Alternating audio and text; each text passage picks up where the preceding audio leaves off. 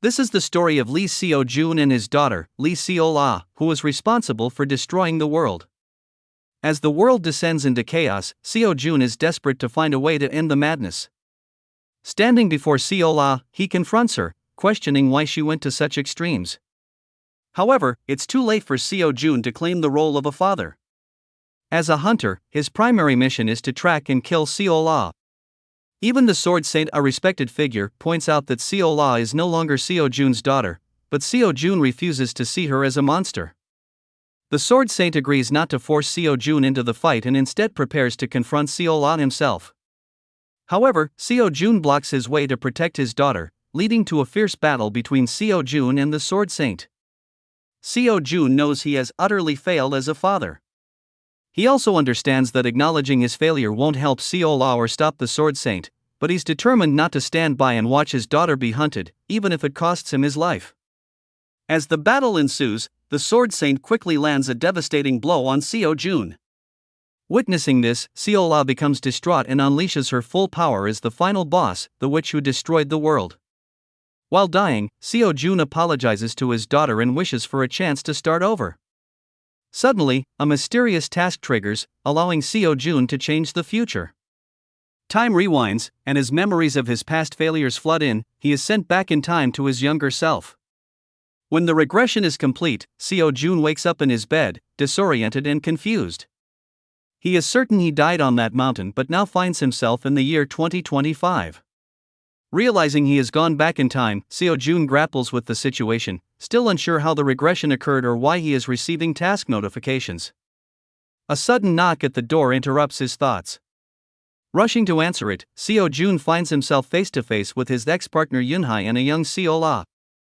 Another task alert appears, to prevent the 5 misfortunes of Seo-la. A flashback reveals what happened before the regression. Yunhai had once visited Seo-jun to introduce Seo-la as his daughter, but Seo-jun refused to accept her. Years had passed since their breakup, and Seo-jun assumed Yunhai was using the child to threaten him. He demanded proof that Seo-la was his biological daughter and coldly told Yunhai to leave until she could prove it. This deeply hurt Seo-la. After Yunhai's death, Seo-jun took care of Seo-la but was consumed by guilt over his past actions. He worked tirelessly to pay off debts, often leaving Seo-la alone at home. This neglect, coupled with the loss of her mother, contributed to Seo-la's eventual transformation into the witch who destroyed the world. Back in the present, Seo-jun immediately acknowledges Seo-la as his daughter, surprising Yunhai. She and Seo-la come inside to rest, and Yunhai notices how much Seo-jun has changed. Once a careless and immature man, he now takes care of his home and even plays with Seo-la, despite the awkwardness of meeting his daughter for the first time. Seo-jun explains that time changes everyone, though in his case, it took the destruction of the world to make him realize his mistakes. He asks Yunhai why she kept Seo-la's existence a secret. She explains that she discovered she was pregnant just as Seo-jun enlisted in the army. They had parted on bad terms, and she initially planned to raise Seo-la alone. However, when things became difficult, she sought Seo-jun's help. She assures him that she never intended to demand responsibility for Seo-la but simply needed a place to stay after an accident left her with no other options. She feared staying in motels would harm Seo-la, and Seo-jun readily agrees to let them stay, even though his house is small. Yunhai is taken aback by how easily Seo-jun agrees, as the Seo-jun she remembers was selfish and unkind. She had prepared herself to be rejected. But what shocks her even more is when Seo-jun asks her to marry him. Although sudden, Seo-jun feels that if he doesn't say it now, he might regret it forever. He wants to take responsibility for his actions and make amends. Losing Yunhai in the previous timeline made Seo-jun realize her importance. Yunhai, however, responds that she didn't come to him because she still had feelings for him. It would be strange to hold on to feelings after their messy breakup. She thanks Seo-jun for letting them stay but says the proposal is something they can discuss later. Seo-jun is relieved, as he hopes to win her trust over time. Seo-jun then asks Yunhai about her plans for supporting Seo-la, as raising a child is expensive. She mentions her intention to join a guild. Seo-jun immediately recognizes this as one of Seo-la's 5 misfortunes. Yunhai informs Seo-jun that she plans to become a hunter, but only on the condition that he takes care of Seo-la. Despite this being an unexpected shift from how events unfolded in the previous timeline, Seo-jun sees it as a positive development. Flashing back 25 years, 10 years prior to the present, marks the collapse of the world. An unprecedented natural disaster unleashed monsters from dimensional rifts, which began the mass destruction of humanity. In response, humans adapted to the mana leaking from the rifts, developing special powers and becoming hunters, individuals capable of battling the otherwise indestructible monsters. Yunhai receives an offer from a guild with attractive benefits and bonuses, although she hasn't signed the contract yet. Seo-jun is wary of this, knowing how guilds exploit hunters by trapping them in unfair contracts, piling on debt, and essentially enslaving them. Understanding her desperation to pay off debts and provide for herself and Seo-la, Seo-jun advises her to negotiate the terms carefully. If anything seems suspicious, he suggests she walk away. He also offers to teach her how to become a hunter, impressing Yunhai, who reflects on how much Seo-jun has matured since their breakup. Back then, he was immature and selfish, but now he seems thoughtful and reliable. While they discuss the guild contract, Seo-la is asleep, and Seo-jun steps fully into the role of a father. The next day, he takes Seo-la to an ice cream shop. He also begins to recall which guild approached Yunhai and their predatory practices. In the previous timeline, such guilds used signing bonuses to lure hunters, only to trap them with overwhelming debts. This strategy left Yunhai tied to the battlefield for her entire life, never giving her a chance to realize her full potential. She eventually died under this pressure, a tragedy that Seo-jun now suspects was one of Seo-la's 5 misfortunes. Determined to prevent this, he resolves to change Yunhai's fate. At the ice cream shop, Seo-la charms the staff and receives an enormous ice cream. Watching her excitement, Seo-jun reflects on how little time he spent with her in the previous timeline. He had barely spoken to her, often leaving her alone during her most difficult times. The first and last time she had called him dad was tied to a painful memory. But now, he wants to change that and create as many happy moments with her as possible. Their peaceful outing is interrupted by the sudden blaring of sirens, signaling the emergence of an unexpected dimensional rift, a rare occurrence. Normally, rift locations are calculated in advance so hunters can be dispatched before they open. However, this rift appears without warning, indicating a change in events that didn't happen before Seo-jun's regression. As he runs home with Seo-la, Seo-jun recalls the concept of the butterfly effect. He realizes that Yunhai leaving Seo-la in his care, a deviation from the past, may have altered the timeline, leading to this unforeseen disaster. Before they can escape, the rift fully opens in front of them, releasing a massive Cretan bull. In his previous life, Seo-jun could have easily handled such a monster. But in his current state, he is no stronger than an ordinary person. Knowing he can't fight the monster directly, Seo-jun tells Seo-la to hide in a nearby building while the bull sets its sights on him. Armed with nothing but a broom, Seo-jun relies on his knowledge of monsters and the mana he can muster to survive until help arrives. He remembers that hunters typically have 5 minutes before reinforcements can respond, and he resolves to hold out no matter what it takes. As he dodges the bull's attacks, Seo-jun reflects on his pre-regression struggles. Back then, he lacked the raw talent to be a successful hunter, which drove him to study monsters extensively. Using this knowledge, he targets the Cretan bull's weak point, its eye. Covering the broom in mana, Seo-jun hurls it at the monster.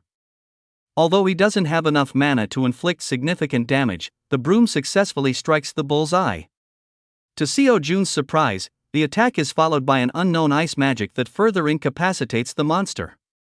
The bull, now out of control, threatens to collapse the building where Seo-la is hiding. Seo-jun rushes to shield her, using his body to protect her from falling debris. Although he sustains serious injuries, he refuses to give up. Just as he begins to lose consciousness, hunters arrive on the scene, eliminating the monster and ensuring their safety. Knowing that Seo-la is now safe, Seo-jun allows himself to rest. Later, Yunhai visits them at the hospital. Seo-la is unharmed, but Seo-jun is recovering from his injuries. Overwhelmed with emotion, Yunhai begins to cry and then slaps Seo-jun, partly out of frustration and partly as an emotional release. After calming down, she thanks him for protecting Seo-la, although she reminds him it's the least he should do as her father. Seo Jun tells her about the unusual ice magic he witnessed during the battle, suggesting that Seola might have been responsible for it. When Seo Jun tells Yunhai about his suspicion that Seola might have used ice magic, she becomes visibly nervous. She tries to dismiss the possibility, arguing that Seola can barely pronounce basic magic words, let alone cast a spell. However, Seo Jun presses her for the truth. After hesitating, Yunhai decides to trust him and confesses, Seola was the one responsible for the ice magic. Yunhai reveals that the real reason she came to Seo Jun's house was because Seola's uncontrolled emotions had caused their previous house to collapse. Normally, Seola is fine, but when her emotions spiral, her latent powers can manifest, and Yunhai fears that if anyone finds out, Seola might be taken away to a lab for experimentation. Seo Jun reassures her that he will protect Seola no matter what. That's when Yunhai, with a heavy heart, asks Seo Jun if he has considered the possibility that Seola might not be his biological daughter. Seo Jun doesn't waver, he is certain Seola is his daughter. Even if she weren't, it's a conversation he would never have in front of her. Despite the doubts Yunhai tries to plant, Seo Jun's conviction remains unshaken. Over time, Seo Jun begins to develop feelings for Yunhai, but he tempers them with the knowledge that, before his regression, he was over 40 years old, while Yunhai is currently only 26. Regardless, they continue working on stabilizing their lives, starting with the issue of Yunhai's guild contract. Just as Seo Jun predicted, there are loopholes in the offer she received. However, thanks to Seo Jun's guidance, Yunhai carefully reads the fine print and even threatens to take her skills to another guild. Although she doesn't actually have offers from other guilds, Seo Jun teaches her how to bluff effectively, sharing his secret technique for negotiation. Next, Seo Jun takes Yunhai and Seola to a blacksmith's workshop owned by a man named Kong Cheol-yi.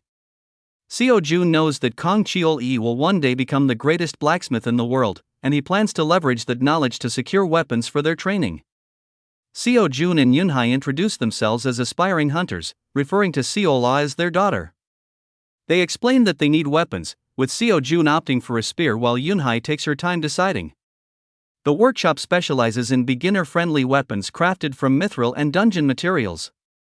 Seo Jun recommends a bow for Yunhai, citing her strong concentration and quick reflexes. After some practice with the weapon, Yunhai decides to accept Seo Jun's suggestion and chooses the bow. Kong Cheol-yi explains that while there are no refunds or returns on the weapons, customers are free to exchange them if necessary. When it comes time to pay, Seo Jun offers to cover the cost. Seola, noticing the price is high, sweetly suggests that she can give up eating sweets to help save money. This innocent remark reminds Yunhai of how unusually mature Seola is for her age. While some might see her behavior as polite and well-mannered, Yunhai views it as a sign of emotional suppression, blaming herself for not being able to provide Seola with a better, more carefree life. In the end, Kong Cheol-yi is charmed by Seola's kindness and decides to lower the price of the weapons for them. Now equipped, Seo Jun and Yunhai move forward with their plan, dungeon training. Yunhai begins practicing with her bow, and despite being a beginner, she quickly impresses Seo Jun with her natural talent. She even manages to fire an arrow straight through a tree. Seo Jun recalls that, before his regression, Yunhai had been forced to use a sword due to her guild's policies, even though she lacked any aptitude for it. She often broke her swords in battle and only discovered her true skill with a bow after picking one up from a fallen comrade. While Yunhai quickly improves her combat skills, her attempts at mana control are less successful. She struggles to gather mana, only managing it once by sheer luck. However, Seola surprises both of them by demonstrating her ability to manipulate mana effortlessly. This revelation confirms the need to be even more cautious with Seola's powers, as they must keep her abilities hidden. Seo Jun and Yunhai realize they'll need someone to care for Seola while they venture into dungeons, as it's far too dangerous to bring her alone. Seo Jun decides to leave Seola with his father. However, upon visiting him, Seo Jun is met with a cold reception. When Seo Jun explains that Seola is his daughter, his father instead asks about her mother. Seo Jun reveals that Yunhai is the mother and mentions that he proposed marriage to her, though she hasn't accepted yet. Seo Jun's father remains skeptical, but Seo Jun is determined to protect both Yunhai and Seola while building a life where they can be safe and happy. Upon meeting Seola, Seo Jun's father is immediately captivated by her charm. When Seo Jun asks if he can leave Seo La with him for a few days, his father agrees without hesitation. Afterward, Seo Jun reunites with Yunhai and requests a belt equipped with a special stone that Seo La had discovered earlier during their visit to the workshop. This stone, known as a manalite, detects nearby mana and is typically used to locate artifacts within dungeons. Because of its utility, mana lights are sold at high prices. Despite its value, Seo La had gifted it to Seo Jun out of simple curiosity about its glow. The belt is an essential item for their upcoming dungeon exploration. While at the mall to purchase it, Seo Jun suggests that Yunhai look for some clothes. However, Seo Jun has another reason for being at this specific location. He knows that Sung Soo Hyun, a celebrity hunter and guild master of the Knights Guild, frequents this mall. Soo Hyun is known for promoting his guild on TV and is infamous for the shady practices he employs to trap hunters in exploitative contracts. Seo Jun has a strong dislike for him, as this is the same guild that manipulated Yunhai into a predatory deal before Seo Jun's regression. While they are at the mall, the ground suddenly begins to shake. Seo Jun, aware of what's about to happen, realizes this is why he came here in the first place. A dungeon is forming at this exact location. As the dungeon materializes, monsters begin spilling out, triggering a special task for Seo Jun: clear the dungeon in the collapsed mall. Panic breaks out as civilians scramble to escape, only to find that the mall's exits have been sealed shut by the dungeon's formation. Chaos spreads as monsters attack indiscriminately. Seo Jun jumps into action, saving people from the monsters and directing them towards safety. One woman he saves is nearly pushed into the clutches of a monster by none other than Soo Hyun, who shows no concern for her survival. Thankfully, another hunter steps in to help her. Seo Jun recognizes this hunter, Go Yun, a skilled fighter who, in the original timeline, survived until the Day of Ruin before humanity's eventual downfall. Her presence here surprises Seo Jun, as she wasn't supposed to be at this location in his prior life. However, there's no time to dwell on it. Seo Jun, Hyun, and other hunters rally together, urging calm and organizing a defense against the monsters. Through teamwork, they systematically eliminate the enemies, eventually defeating the final monster in the group. Afterward, a flashback reveals how Soo Hyun, before the dungeon incident, read Yunhai's application to join the Knights Guild. Learning about her background, Soo Hyun tried to treat her kindly to lure her back into signing a contract. However, Seo Jun had intervened, preventing Soo Hyun from manipulating Yunhai again. Back in the present, an injured boy is discovered with spider venom coursing through his body. Though first aid stabilizes him temporarily, he won't survive unless they can exit the dungeon and get him proper treatment. Seo Jun proposes they kill the dungeon boss to open the exit early, as waiting the full 24 hours for the dungeon to open naturally isn't an option. Soo Hyun opposes the plan, dismissing it as reckless and claiming it's impossible to fight the boss with their current numbers. However, Seo Jun refuses to back down, arguing that the boy's life depends on their success. Soo Hyun stubbornly stays behind, unwilling to take the risk. Hyun steps forward, volunteering to join Seo Jun and Yunhai in taking down the boss. In the original timeline, Hyun had cleared this dungeon with Soo Hyun after the exit naturally opened. Her decision to join Seo Jun is another deviation from the past. When Soo Hyun tries to stop her, she snaps, telling him to quit being a hunter if he's too afraid to do his job. With their team of 3 assembled, Seo Jun, Yunhai, and Hyun set off to face the boss. As they traverse the dungeon, they encounter luminescent moss-glowing plants that thrive in the dungeon's dark environment. Hyun notices that Yunhai seems inexperienced and assumes she's a rookie, though she's impressed by her earlier combat performance. She also takes note of Seo Jun's exceptional abilities, which far exceed those of a typical dungeon applicant. Intrigued, Hyun insists that Seo Jun take on the role of mission commander. Realizing she's testing him to evaluate his leadership skills, Seo Jun reluctantly agrees but pretends to be overwhelmed by the responsibility, careful not to reveal too much about his capabilities. Finally, the group arrives at the boss's chamber and is surprised to find that the boss is a slime, a monster typically used for training rookie hunters. Seo Jun, however, warns them not to underestimate it. While slimes may appear harmless, this one is still a dungeon boss and poses a significant threat. Knowing that slimes react to surface vibrations, the team plans their descent carefully. Hyun manages to land smoothly, but Yunhai stumbles, alerting the slime to their presence. Contrary to its size, the slime moves with alarming speed and immediately targets Yunhai. Seo-jun reacts quickly, saving her just in time. To their shock, this slime is no ordinary monster, it has a skeleton inside its gelatinous body. This anomaly raises the stakes, as it indicates the boss is more powerful and dangerous than they initially expected. The battle against the slime begins as it wreaks havoc, destroying everything in its path while trying to track Seo-jun and his team. True to Seo-jun's analysis, the slime is highly sensitive to vibrations rather than visual stimuli, making their planned strategy even more critical. In a flashback, Seo-jun had explained the plan: the slime's outer membrane is weak to fire, and exposing its core would be their primary goal. Hee-yeon and Seo-jun would focus on attacking the membrane, while Yunhai would stay at a distance, ready to set the slime on fire in case of an emergency. Back in the present, the situation is dire. The slime isn't giving them any openings to counterattack, and the stone they are hiding behind is on the verge of collapsing under its relentless attacks. Hee-yeon, fully aware of her endurance abilities, decides to act as a distraction. Confident in her skills, she takes on the slime to buy Seo-jun and Yunhai time.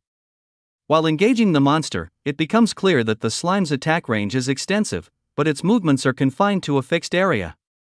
This gives Hee-yeon a chance to use absolute division, a powerful skill she once mastered before Seo-jun's regression. Hee-yeon's attacks are precise, but she is no longer at her peak. Her strikes fail to cut through the slime completely, and her sword begins to deteriorate under the strain of battle. Despite the slime's fast recovery speed and her weakening weapon, Hee-yeon doesn't back down. However, the fight reaches a critical moment when the slime prepares a devastating attack. Seo-jun intervenes just in time, throwing a bottle of oil onto the slime to coat its surface. This tactic destabilizes the slime's outer membrane, leaving its core partially exposed. As the team retreats to regroup, the slime nearly kills Hee-yeon. Fortunately, Yunhai saves her with a well-aimed arrow. Harnessing a surge of confidence, Yunhai manages to set the slime ablaze using a mana-infused arrow, despite not having fully mastered her mana control training. Her successful attack exposes the slime's core completely, creating an opportunity to finish it off before its protective membrane regenerates.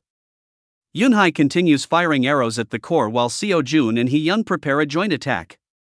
They coordinate perfectly, landing a decisive blow that destroys the core and eliminates the slime. The dungeon is cleared, and the group can finally exit the mall. Outside, a crowd of worried civilians has gathered after hearing news that their loved ones are trapped inside. Among them are Seo-jun's father and little Seo-la, who came to check on Seo-jun and Yunhai. The dungeon entrance suddenly opens, releasing the surviving civilians, including a useless and unharmed Soo-hyun. Following them, Seo-jun, Yunhai, and Hee-yeon emerge victorious, receiving a warm welcome. Seo-la rushes to greet them, hugging her parents tightly. Later, the boy who had been poisoned by spider venom is shown on television, fully recovered. The incident highlights the risks hunters face, even as they earn a living by putting their lives on the line. When Seo-jun's father learns that Seo-jun and Yunhai intend to become hunters, he doesn't seem thrilled, though he acknowledges that they will likely earn their licenses soon after their impressive performance in the dungeon. Seo-jun's father takes a moment to speak privately with Yunhai. He reassures her that he isn't pressuring them to get married but asks if she has any feelings for Seo-jun. After a moment of hesitation, Yunhai admits that she does. Seo-jun's father, having heard a little about her difficult situation, offers his support. He learns that Yunhai lost her parents, couldn't contact Seo-jun, and decided to raise Seo-la on her own after they parted on bad terms. Touched by her resilience, Seo-jun's father promises to help her with any problems she might face. With their dungeon success behind them, Seo-jun and Yunhai prepare to apply for hunter licenses. However, financial difficulties loom over them. Their money is quickly running out, and while passing the hunter exam will provide them with income, it won't be enough to cover their immediate expenses, especially with the upfront costs of the exam itself. One night, Seo-jun and Seo-la are having fun when Yunhai wakes them up. At that moment, they both receive a surprising notification of a money transfer, 1 million won each. It turns out that Hee-yeon is responsible for the deposit. Since Seo-jun and Yunhai don't yet have hunter licenses, Hyun's guild handled the paperwork to ensure they received their share of the reward for clearing the mall dungeon. The amount of money Seo-jun and Yunhai received from the dungeon reward may seem small compared to what licensed hunters typically earn, but it is enough to alleviate their financial worries for now. The upcoming hunter licensing exam, however, is their priority. Passing this exam would officially grant them the right to hunt, sell materials, and be recognized as professional hunters. Knowing this, Hyun offers her support, asking them to inform her of their exam schedule. She even volunteers to take care of Seo-la during the exam. Seo-jun notes that the current Hyun is very different from the version of her he remembers from before his regression. Her eagerness to help may stem from a desire to recruit them to her guild, one of the most prestigious guilds in Korea. While the idea is tempting, Seo-jun remains cautious. With some financial breathing room thanks to the dungeon reward, Seo-jun and Yunhai use their remaining time before the exam to buy new clothes for Seo-la. On the day of the exam, Hyun stays with Seo-la, who is thrilled to wear her new outfit. The exam begins with a written test, and Yunhai worries about Seo-jun, assuming his lack of preparation during training might hinder him. However, Seo-jun reassures her, as he has already taken the test countless times in his previous life. Despite repeatedly failing the second stage of the exam due to his lack of strength, Seo-jun consistently scored perfectly on the written portion before his regression. Confident in his abilities, he even proposes a bet with Yunhai. The loser of the exam grants the winner a wish. Yunhai, intrigued, happily agrees. In Seo-jun's mind, preparations to prevent Seo-la's 5 misfortunes have already begun. He is determined to pave the way for her future so she can live a happy life, free of the tragedies that once shaped her into the witch who destroyed the world. The setting shifts to the Goryeo House of Swordsmen, the guild led by the Sword Saint, one of the world's most famous and skilled hunters. When informed that the licensing exam is about to begin, the Sword Saint decides to observe the applicants. The written test concludes smoothly, with both Seo-jun and Yunhai passing with ease, and the second phase, a practical combat test, begins. In this phase, participants must defeat a monster called a dummy, an artificial creature designed to mimic a real monster. To pass, applicants must defeat the dummy within the set time limit while avoiding serious injuries. The test also serves as an opportunity for guild agents to scout talented hunters. However, the early rounds are disappointing, as most applicants fail to impress the observing agents. Even the agents lose interest, knowing that the Sword Saint, who is present for the first time, will recruit the most talented individuals. The Sword Saint wasn't there randomly. He was invited by none other than his granddaughter, Hyun, who introduces him to Seo-la while babysitting her during the exam. She affectionately calls him Santa Claus, much to the surprise of those who overhear. As the second phase continues, Yunhai takes her turn and completes the test in an impressive 16 seconds. Next, it's Seo-jun's turn. As Seo-jun steps onto the field, the agents notice him standing still, seemingly frozen in fear. However, the Sword Saint immediately recognizes Seo-jun's strategy. Seo-jun waits for the dummy to attack, then skillfully dodges its blow. Using knowledge gained from his previous regressions, Seo-jun identifies a critical weakness in the dummy. While most applicants target its joints, Seo-jun remembers a hidden gap in its armor. With precision, he leaps onto the dummy, locates its core, and destroys it in a swift 14 seconds. The agents, initially confused by Seo-jun's calm demeanor, are astonished by his efficiency. One observer, particularly impressed by Seo-jun's skills, watches intently, but his identity remains a mystery for now. The Sword Saint quickly realizes that Seo-jun is the applicant Hyun wanted him to see. Following the successful completion of the exam, Hyun invites Seo-jun, Yunhai, and Seo-la to a banquet at an expensive restaurant to celebrate their achievement. Seo-jun suspects this gesture might be a way to coax them into joining her guild, but he can't help but feel grateful for her kindness. Despite his suspicions, Hyun doesn't seem to have any malicious intentions, at least not for now. Seo-jun's wariness stems from his memories of the many sides of Hyun he encountered before his regression, as well as the fact that she's the Sword Saint's granddaughter. During the banquet, Hyun suddenly asks Seo-jun an unexpected question: where did he and Yunhai obtain their weapons? She explains that if Seo-jun introduces her to the blacksmith, Kang Cheol-ii, she will arrange for her grandfather, the Sword Saint, to meet him. Kang Cheol-ee, destined to become the world's greatest blacksmith, is still in the early stages of his career. Seo-jun knows that this meeting should happen much later in the timeline, but he can't deny the potential benefits of accelerating the process.